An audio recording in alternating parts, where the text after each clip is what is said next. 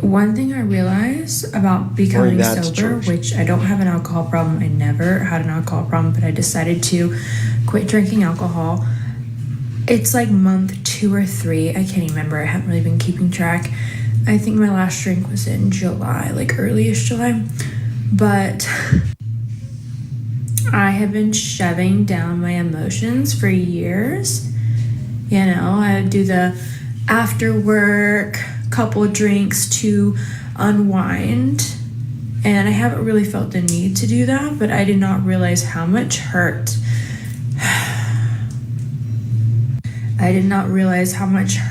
I'm carrying inside my body.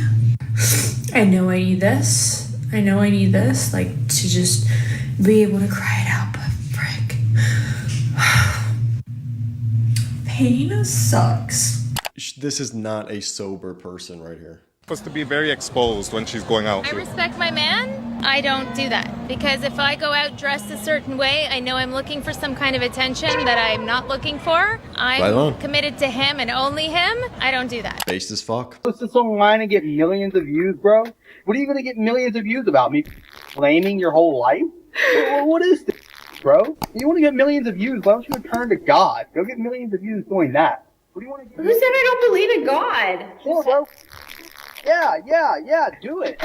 Are actually offended if a guy that is ugly hits on them. What's important to remember here is that those women are choosing to be offended. And no amount of trying to shame women for feeling that way is going to change the feeling. A lot of individuals don't know the difference between shaming someone and pointing out possibly toxic behaviors. People need to be more realistic. Like if a girl is out of your league physically and you approach her and she looks at you like you're weird, it's because you're being weird. Okay, well, I don't know about that, but the thing is, bro, I like living in reality. That's my thing. Rest of the money in your wallet. Or the 20. If you don't have 10, just put it in 5. Give from the heart. This is what I do for a living. And after this, you guys are going to see the best. That's my secret. Make some noise, y'all. That's my ex.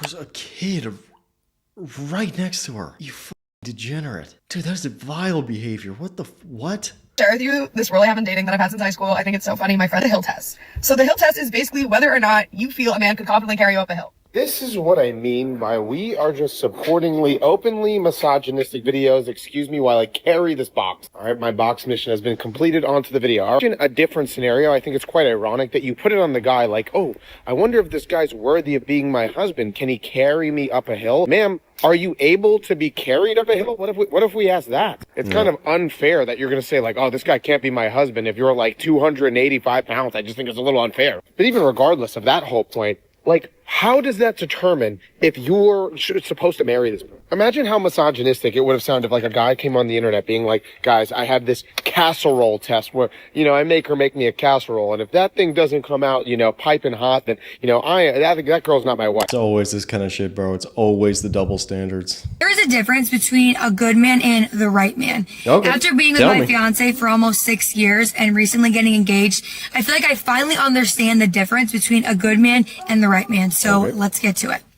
With a good man, he will be nice to you, but you will still feel like something is off. He will love the idea of you more than the real you.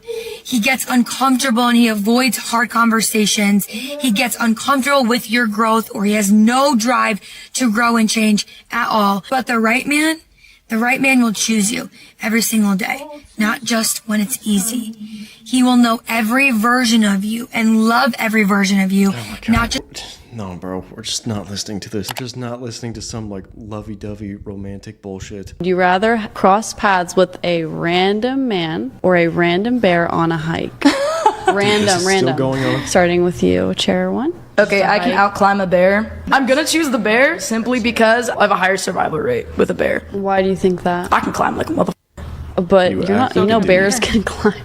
And I They can't. No, you make a good point. I've actually come across a bunch of bears in Colorado, and most of them have been chill. They're pretty similar to gators, actually. They just kind of square you up, unless they got kids or unless they're a brown bear. But if we're thinking average bear is a black bear. Black bears, as long as you ain't with them, they ain't with you. So I'm gonna go with the bear.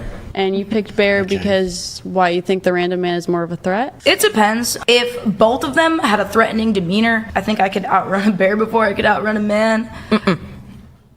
You might not be able to outrun either, honestly. Yeah, good point. But I'd rather from bear than from man. Bro, I can't believe this thing is still a trend and still being talked about. That's crazy. But of course, the delusion just never ends. What do you mean he drained the life out of you? The day I got married, and she's slim and fit, the month my divorce was finalized, and she's like overweight, she has like triple chins and all that. And this is what this guy has to say. Believe me, you see, my ex used to chain me to a pole in the basement. I was never allowed to leave for exercise or to even see the sun. And then he'd get home from work, come down to the basement, open my mouth, insert a funnel, and start pouring food down my throat. You see, it's not my fault I let myself go and got fatter and fatter, that my chins grew and started to stack on top of each other. It was all him. I take no responsibility for letting myself go. I only blame him. He was a monster. He kept me chained down there like the behemoth that I am. Okay. All right, bro.